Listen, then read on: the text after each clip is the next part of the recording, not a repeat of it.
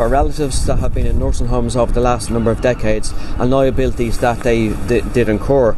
So I think the main thing is that we get answers to the questions that deputies will have over the next couple of weeks. And obviously there's a debate next week in the Dáil, which is welcome. We have submitted correspondence to the Health Committee, which I'm a member of, to invite Stephen Donnelly and Robert Watt in relation to this issue. I think it's important also Shane Corr is invited into the Health Committee to explain the documentation that he has in relation to the quite kind of, I suppose, very, very serious matters in relation to liabilities that families have endured over the last number of decades and the kind of financial impact that had in relation to their situation. So obviously this is kind of an ongoing situation, and I think the Taoiseach, he had a correspondence in 2019 in relation to his, I suppose, his guidance over this, and I think he needs to make a statement in relation to his approach to this issue. So obviously this is an ongoing situation. It will be kind of teased out in the Chamber, the Health Committee, and correspondence that has been given to us in relation to Shane Corr's whistleblowing his correspondence thus far. You want me to go now? Okay, so tomorrow is Lála Bríde, my day, and I've called for a protest over the question of gender-based domestic violence. We're all aware that the International Committee on the Istanbul Convention are currently here. They've been interviewing the Women's Council and other people who are part of the coalition on gender-based violence. And I mean, even before they came, what struck me was it's almost been one murder a week of a woman since the new year started, and we're more than a year since the killing of Aisling Murphy, and nothing has happened other than the government have produced a good strategy document, and we think there's lots of good things in it, but the problem with it is all actions on it will remain undone until at least 2024, and there are really dangerous situations out there, and this issue cannot wait. And we want to argue that in the meantime, before they create the agency, pass the legislation that they want to create a dedicated domestic violence agency, that they can do several things. One is to reform the school curriculum to start dealing with sex education and the toxic masculinity that children are exposed to in this society. And there's plenty of bills put forward that are lying there in the queue and not being dealt with. Meantime, the review of the curriculum is going ahead without any consideration given to the submissions made by the National Women's Council and other organisations. We want those submissions to be taken into account and their recommendations included in the review of the national curriculum. The second thing that they could be doing is to reform the family law courts. That does not require the agency to do that, but that needs to be acted on very, very urgently. And I think the government acknowledge that in their strategy, but everything has to wait, and women can't wait. And lastly, we need more refuge spaces. I mean, there's been loads of coverage in various media outlets and research done on this, and at least 8 families per day are being turned away because there's nowhere for them to go. Not just being turned away, but being turned back into the arms of their abusers. And this is totally unacceptable. And as I say, the commitments that were made after the tragic murder of Aisling Murphy, none of them have been acted on. We still have 9 counties without a single refuge space. And as I say, the figures of the numbers of women and children being turned away is absolutely breathtaking. So there are issues that they could be moving on, and we just cannot believe why they're so slow. So tomorrow there's going to be a gathering both to celebrate Lála Bríde, but also to say to the government, you have to act, you have to move. And the National Women's Council, the Students' Union and the Coalition on Domestic and Gender-Based Violence will all be here with us to really shout at the government to start acting now and stop waiting till more women are murdered. I just want to say that I think we're in a very dangerous situation in this country now with the rise of far-right ideas, the rise of far-right organisation and the spread of very racist, divisive, hateful ideas. I think we are on a trajectory for someone being very seriously injured or killed. If you look at what happened at the weekend in terms of Ashtown, an attack on homeless people who are illegally in the country, people in a tent, attacked in what can only be understood as a racist an assault on them because of where they're coming from.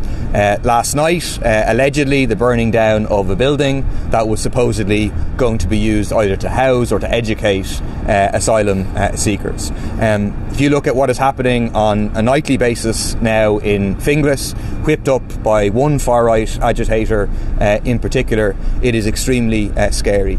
And obviously there's a lot of attention about the threats to politicians and so on, and that's appropriate. But the truth is that the most likely person to get seriously hurt or injured or killed here is going to be a migrant, be they an asylum seeker or be they even an Irish person of colour who is walking by, a racist mob. And is set upon them. That is the trajectory of things. If anyone's paying any attention to what's being put out on social media by these far-right activists, that is where we're heading at a very, very quick speed. One thing I want to say is I think the government has real responsibility about this. They have responsibility for the housing crisis that they have caused, which is being used by the far right with anger being misdirected away from the government, away from the corporate landlords, away from the private developers, to saying the problem is refugees, the problem is asylum seekers, which is absolutely not the case. If you look at the concrete case of Ashtown, if it wasn't for the government's failed housing strategy, people wouldn't have been living in tents, be they Irish, be they Polish, be they Syrian, be they from wherever. So the government has real responsibility for the social crises they've created in this country, which are being exploited in a very disgusting way and completely dishonestly by the far right. But secondly, they have responsibility for the rhetoric they themselves have engaged in, for the discrimination they're engaging in against non-Ukrainian asylum seekers at the moment. And they are putting people, over 50 so far, people who are fleeing war, persecution from Syria, from Yemen, they're putting those people on the streets because they're not Ukrainian, because they're not a European. That is contributing to a dehumanisation of them, and the government is also guilty. I've been on programmes myself with government representatives who have tried to blame the housing crisis on asylum seekers coming here, which the evidence does not back that up whatsoever. We obviously had a housing crisis well before the war in Ukraine. So there is a very, very serious situation taking place.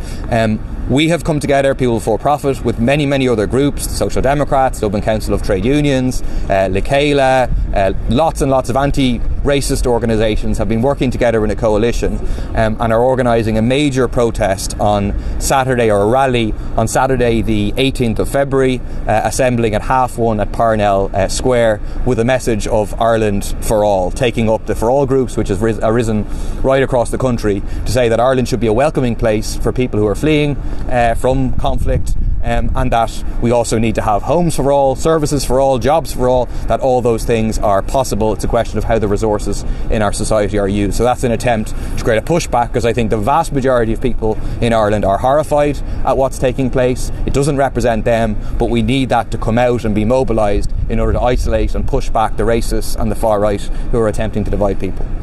Questions?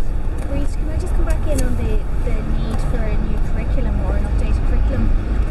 I just would question how good that may be if then schools can use ethics or religious ethos excuse not to actually implement that. Yeah, well, obviously we agree with you that it can't be perfect if schools can use their ethos to override what should be there to undermine toxic masculinity and to develop children's understanding of consent and what's acceptable and what's not acceptable. So the bill we have waiting in the queue, I mentioned earlier on, would deal with that. It would not allow schools to have that opt-out clause. This would be, you'd have to implement this curriculum.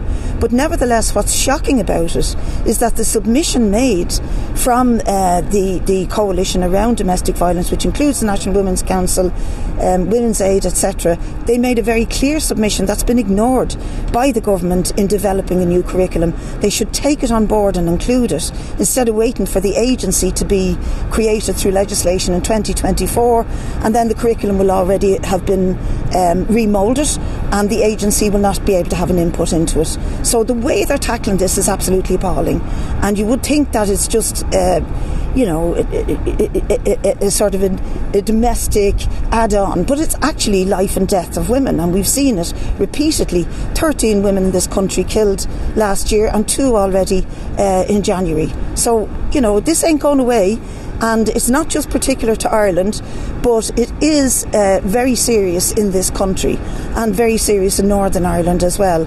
And I think it helps to undermine the really awful argument that is being made at the moment that men who come into this country who are unvetted, who seek asylum here, are the problem and they're a real threat to women and children.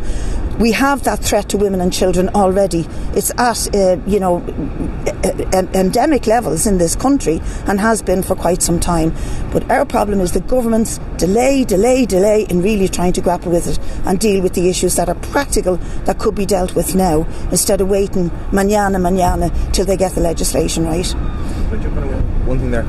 Just to mention a specific example which I raised in the Dáil last week about Temple College, which is a Spirit-run school where a majority of staff have now signed a collective grievance which speaks about an oppressive atmosphere, an anti-LGBTQ atmosphere, where the principal took down a pride flag. A pride flag was hanging up. They took it down. The principal described being LGBTQ+ as a lifestyle choice, and it's an extremely inhospitable environment for teachers who are LGBTQ+, and obviously for students who see that. The fact that is happening in this day and age because of religious ethos and so on, they can hide behind that, say we're the Spiritans, is absolutely disgraceful.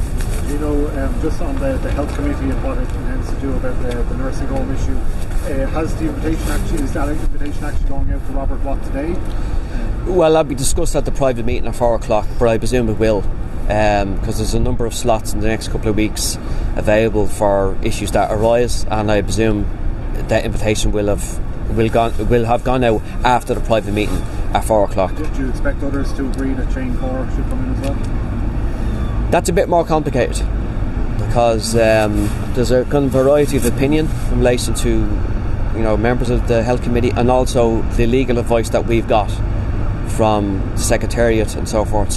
But I will be kind of stating that I think Shane Corr should be invited, whether that's private to TDs, which does happen. It doesn't have to be in public.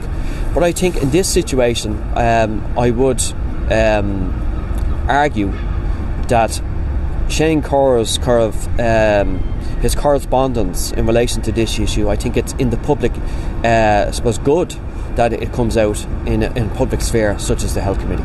So, but whether that's granted, I don't know. Your preference would be a public meeting? I think so in this situation. Whether I can kind of win the argument, we'll see later on. Do you know, will you be calling for the previous health ministers to come before the health committee to give testimony on this?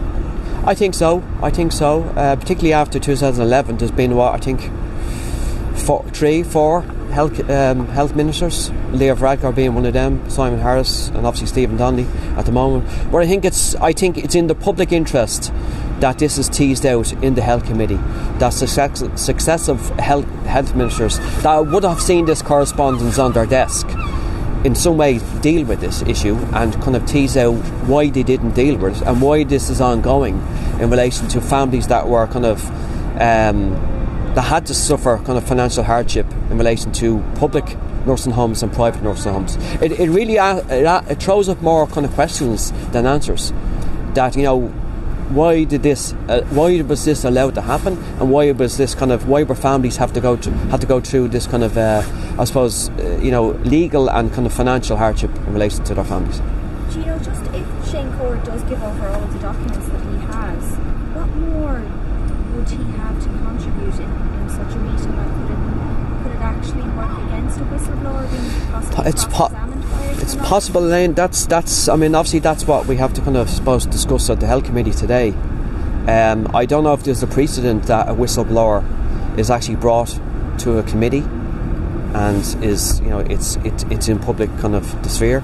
So, but I think in this case, I think it would be worthwhile. Whether that's it would be have a preference that it should be in public, but if it's in private, then it's in private because of other issues that are relate to legal issues and kind of issues relating to how the health committee actually kind of deals with issues that are in relation to whistleblowers. So I think that's probably the best way to deal with it, if that's probably a bit of a kind of opaque answer. And just another follow-up, do you believe that the Health Committee is the best committee to deal with this and not PAC? I think the Health Committee is probably the best vehicle for this issue, because it's a health related issue. Obviously it does kind of mire into PAC, but I think in this situation I think the Health Committee is probably the best placed committee to deal with this issue at this moment in time. Just on a totally separate note, in relation to the committee, how's that linked to the committee to investigate the future of assisted dying? Yeah. Even into the forefront of. What are your thoughts on the appointment of that committee, or how quickly would you like to get it now? Well, hopefully the committee is set up very quickly. I know the chair has been appointed, and a number of TDs have been appointed also. The government TDs haven't. There also has to be a motion put to the Seanad in relation to their 5 members. So hopefully that happens very, very quickly, and the establishment of the Assisted Dying Committee can start very, very quickly in the next couple of weeks. It won't really, time really kind of starts when it meets in public, but I think it's really, really important that the committee gets established as soon as possible, because obviously this issue has been going on for a considerable amount of time. The Justice Committee made a recommendation over a year and a half ago to set this committee up, and still no committee. So I think it's time to have that frank and open debate about a very kind of complicated issue. Even though a person that would fully support the issue of assisted dying, I think we have to kind of discuss the whole broad spectrum of a very complicated issue that, you know, I would hope that it would be legislated in the time frame of this government. Even with no disrespect to the chair who's been appointed, the Rural Independent Group and Deputy Healy Ray would be known for their very permissive or liberal approach to social issues like this. Do you have any concerns that might colour the work of the committee? I don't think so. You know, I spoke to Michael last week and we had a good discussion, and he says, look, he has his views about assisted dying. I respect that view. He respects my view, and I think he's going to be a kind of hopefully he's the fair chair. I mean, the discussion that I had with him, he said he wants to, obviously it's a very important issue, and he will be as fair as possible in relation to the full broad spectrum of this issue. So I take his word on that.